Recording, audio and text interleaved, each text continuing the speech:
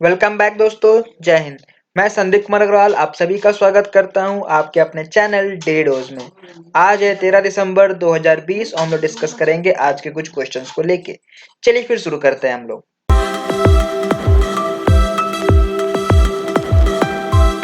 पहला सवाल है, when is international universal health coverage day is observe. तो ये जो आपका खास दिन है, इसमें हम लोग पूरे विश्व का जो हेल्थ को लेके बात करते हैं। तो ये हम लोग हर साल 12 दिसंबर को सेलिब्रेट करते हैं। ये जो डे है बेसिकली रेज करती है अवेयरनेस कि हमको कितनी ज़्यादा ज़रूरत है अपने हेल्थ को लेके, और साथ ही साथ पूरे वर्ल्ड के हेल्थ को लेकर कि सबको कितनी अच्छे तरीके से हमको लेके चलना है, ताकि फ्यूचर में किसी भी तरह का उनको कोई प्रोटेक्शन दिया जा सके, और किसी भी तरह का जो आपका डिफिशियंसी हो या फिर एनी डिजीज हो उसको टैकल कर दिया जा सके। इस बार की जो थीम रखी गई है वो थीम है आपकी health for all, protect everyone. और इस थीम को लेकर ऐसा इसलिए कहा जा रहा है क्योंकि कोविड-19 पैंडेमिक वजह से सब कुछ बिगड़ा हुआ है, तो इसमें हेल्थ में और भी ज्यादा सुधार की जरूरत है। तो उसके लिए हम लोग international universal health coverage day celebrate कर रहे हैं। अगला सवाल है, who has been named as a Times person of the year 2020। तो आपका टाइम्स मैगजीन के द्वारा एक लिस्ट जाहिर की गई है जो ही आपकी पर्सन ऑफ द ईयर 2020। तो इस लिस्ट में टॉप पोजीशन पे कौन है? तो ये है आपके जोए बाइडेन। जोए बाइडेन जो कि अभी रिसेंटली इलेक्ट किए गए हैं यूनाइटेड स्टेट के प्रेसिडेंट, और साथ ही साथ इनके साथ जो हुई है Kamala Harris as a vice president, वो दोनों ज्वाइंटली नेम किए गए हैं as a person of the year. ठीक है, ये जो आपका टाइम्स मैगजीन है ये 1927 से इस तरह का काम कर रही है, लिस्ट तैयार कर रही है, और जो कि डिफरेंट अलग अलग पर्सन और ऑर्गेनाइजेशन से लेके चलती है। जैसे कि अगर देखें तो इसमें आपका कुछ और भी नाम शामिल, जैसे कि कोरियन के pop group BTS entertainer of the year का मिला है इनको नाम। फिर बास्केटबॉल के आपके star LeBron James as a athlete of the year. इसी तरह से और भी बहुत सारे नाम हैं इस लिस्ट में टाइम्स मैगजीन के द्वारा। अगला सवाल है, who has launch Upvax for developing country. तो अपवैक्स लॉन्च किया गया है जिसमें अराउंड $9 बिलियन का जो अमाउंट है वो दिया जा रहा है। तो ये डेवलपिंग कंट्रीज को दिया जा रहा है। तो ये दिया गया है बाय द एडीबी। एडीबी कहने का मतलब एशियन डेवलपमेंट बैंक के द्वारा।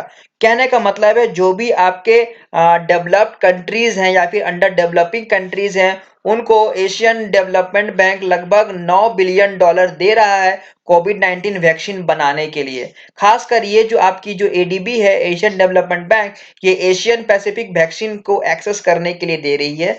तो अगर हम एपीवीएक्स की फुल फॉर्म देखें तो Asia Pacific vaccine access facility.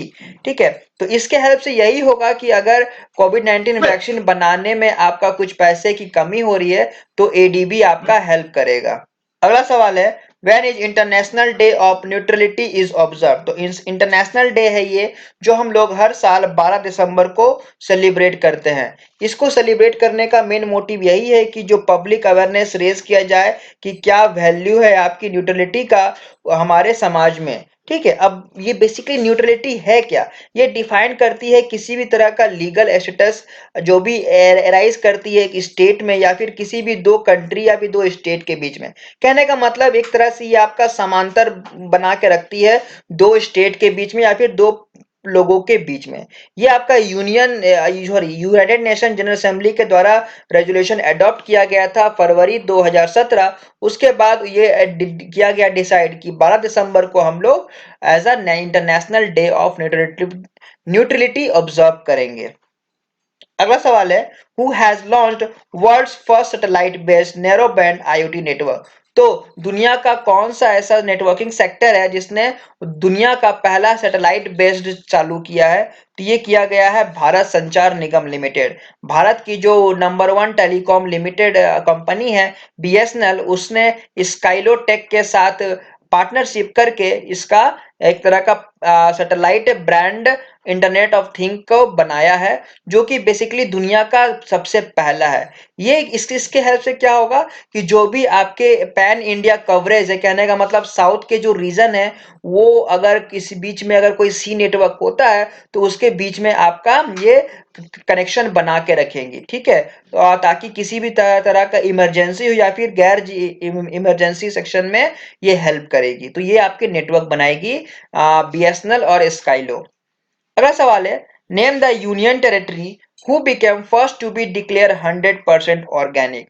Organic कहने का मतलब यहाँ पे किसी भी तरह का आपका आर्टिफिशियल फर्टिलाइजर्स वगैरह या फिर कुछ भी आर्टिफिशियल यूज नहीं किया जा रहा है। तो ये है आपकी लक्षद्वीप। लक्षद्वीप से पहले जो इंडिया में पहला स्टेट था वो बना था सिक्किम। सिक्किम के बाद अब बन गया है लक्षद्वीप इंडिया का पहला यूनियन टेरिटरी जो कि 100% ऑर्गेनिक है। कहने का मतलब यहाँ पे किसी भी तरह का वेजिटेशन होता है तो वो हेल्दी है और उसमें किसी भी तरह का आपका मिलावट नहीं है, ठीक ना। तो ये साथ ही साथ आपकी एग्रीकल्चर फील्ड के लिए बहुत अच्छी है और यहाँ का हम लोग देखा जाए तो फूड एक तरह से सेफ होता है हमारे लिए और साथ ही आपकी इन्वायरमेंट फ्रेंडली भी है। अगला सवाल है, when fifth India water impact summit begins. तो पांचवा इंडिया वाटर इम्पैक्ट समिट कब चालू किया गया? तो ये किया गया 10 दिसंबर 2020 को। ये आपका वर्चुअली किया गया बाय द रतन लाल कटारिया जो कि मिनिस्टर हैं जल शक्ति के, ठीक है। ये इसका मेन ऑब्जेक्टिव यही रहेगा कि कॉम्प्रिहेंसिव एनालिसिस किया जा सके, साथ ही साथ आपकी holistic management of river and water bodies भी होगा। कहने का मतलब जो भी आपके रिवर्स हैं या फिर और भी वाटर के सोर्सेस है उसकी एनालिसिस होगी और अगर ऐसा कोई अगर होली रिवर है और या फिर कोई सेक्रेड है तो उसकी भी खास तरह से इंतजाम की जाएगी, साफ सफाई की जाएगी। तो ये जो आती है ये आपकी थीम है इसकी, रिवर कंजर्वेशन सिंक्रोनाइज्ड डेवलपमेंट। अगला सवाल है, with which bank ICICI prudential join hands for bank insurance partnership. तो कौन से बैंक के साथ आईसीआईसीआई प्रूडेंशियल जो कि इंडिया की one of the leading insurance company है, तो इसने पार्टनरशिप किया है आपका आरबीएल के साथ। आरबीएल बैंक ने आईसीआईसीआई बैंक के साथ पार्टनरशिप की है जिसके हेल्प से आरबीएल के जो खाताधारी हैं जिसका वहां पे अकाउंट है उनको एक तरह का सिक्योरेंस दिया जाएगा। तो ऑल ओवर इंडिया में लगभग 398 आरबीएल के ब्रांच है पूरे स्टेट आपके पूरे 28 स्टेट में, जिसमें आईसीआईसीआई प्रूडेंशियल लाइफ इंश्योरेंस का प्रोटेक्शन किया जाएगा। बेसिकली इससे ये आपकी बहुत सारी कवरेज की जाएगी, साथ ही साथ उसका उनके हेल्थ को लेके, फैमिली को लेके और उनके अकाउंट्स की भी सिक्योरिटी ये प्रोवाइड करेगा आईसीआईसीआई प्रूडेंशियल। ओके। अगला सवाल है, recently Paolo Rossi passed away who was he. हाल ही में पालो रोशी जी का निधन हो गया। तो ये कौन थे? ये आपके जाने माने फुटबॉलर रह चुके हैं इटली के।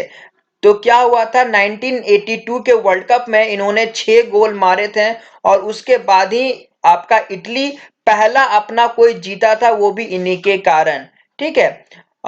ये 19 वैसे तो 1928 में एंट्री ने मतलब वर्ल्ड कप में एंट्री लिया लेकिन 1982 में पहला खिताब जीता था। उसके साथ ही ये बहुत सारे आपके इनके साथ रिकॉर्ड ऐसे कि इन्होंने वर्ल्ड कप जीता है, गोल्डन बूट जीता है, गोल्डन बॉल, बैलन डोर भी एक ही साल में जीता था। तो ये इनके नाम पे भी है रिकॉर्ड।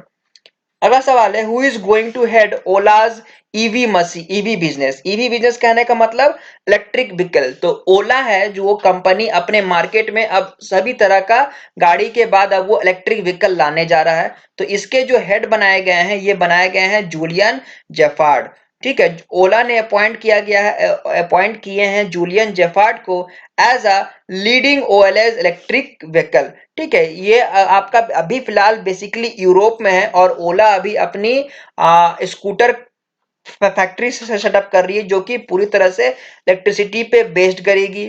उसने आपका इंडिया के साथ भी बात किया है कि हमको अपना ओला का प्लांट सेटअप करने दीजिए ताकि हम इंडिया में भी अपना इलेक्ट्रिक जो टू व्हीलर्स गाड़ी है उसको रन कर सके, ठीक है। तो ये कंपनी का कहना है कि 2021 तक मतलब यूरोप सेक्शन में मैक्सिमम से मैक्सिमम इलेक्ट्रिक व्हीकल्स को लॉन्च किया जाए। तो जूलियन जेफार्ड को बनाया गया है हेड। तो बस यही थे हमारे आज के क्वेश्चन जो मैंने सबके साथ डिस्कस किया। तो आज के लिए बस इतना ही। Thank you.